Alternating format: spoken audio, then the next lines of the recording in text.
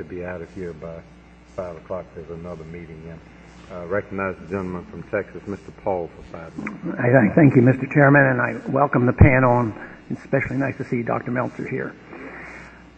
I would like to start with a question to Dr. Meltzer because I wanted to follow up on his testimony about the Latin American crisis, where you mentioned that the Federal Reserve went to the IMF and instructed the IMF to pay interest to those banks that were exposed.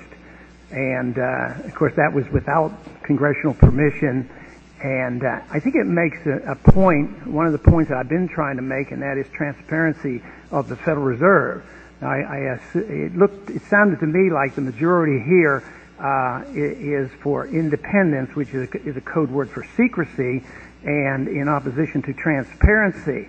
And it's always used for the public interest. Of course, I think the public interest is served by exposure and knowing what's going on and whose interests are being served, and that's why I would like to see a lot more transparency.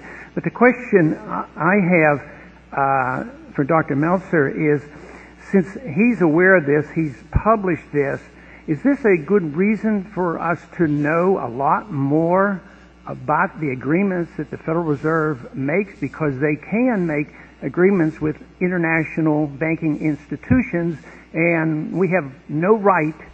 We may have a right under the Constitution that we should, but we don't. We've given up that right. We've given up that privilege. Would this be a good example of why we need to know more of what exactly the Federal Reserve is doing?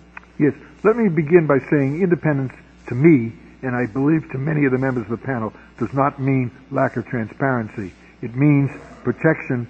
The reason we have independent central banks is so that they don't expand under pressure from Congress, from the administration, from the banking community, and from others. We want them to be independent, to make their judgments because they are obligated by law to maintain high employment and low inflation. Now, that law doesn't work very well, at least in my opinion, but that's why we want independence. So, transparency, how can you be against transparency? But I believe that Congress would be more effective in its oversight of the Federal Reserve if it concentrated much more on outcomes and much less on process. Okay. Let them make their decisions the way they want to make them. Monitor the process. They are not living up to the mandate to maintain full employment or high employment and low inflation, okay. And that's what we should be concerned about. I thank you, and I'm going to hurry along because our 5 minutes runs out rather quickly.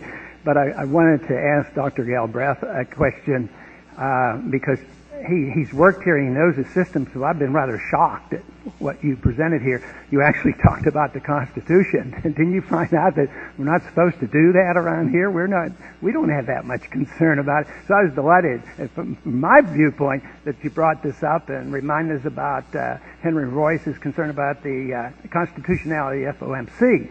And, of course, I agree with that. But I wanted to see if there's a little bit more that you might agree with, because there are some who believe that we shouldn't be doing anything unless it's explicitly authorized. And, of course, the central bank is not authorized. It's been ordained by the courts and the Congress, but it was never explicitly authorized. But the point, the more practical point that I might be able to get you to comment on is the concept of the budget. I mean, the Fed is a government unto itself. You know, they hire and make their wages, and it doesn't go through the ordinary process. The Constitution says it should all go through the constitutional process. And also, maybe you could comment on these foreign agreements. These are like treaties. The Federal Reserve goes and makes these agreements, and they pass out money. Does this strike you as maybe that, too, might be challenged if you happen to come at this from a constitutional viewpoint? Well, I think under the Constitution, the Congress has every right for whatever information it seeks from the Federal Reserve.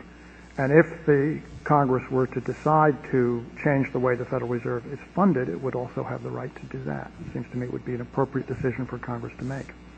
So they would then have a right, but But my proposal that we find out more, you would say that would be right and proper to find out what type of agreements they've made with other governments, other central banks, international banking organizations? My own view on this is that as a member of Congress, you're entitled to that information. That would be the position I would have understood to be the case when I was working here 30 years ago. Thank you.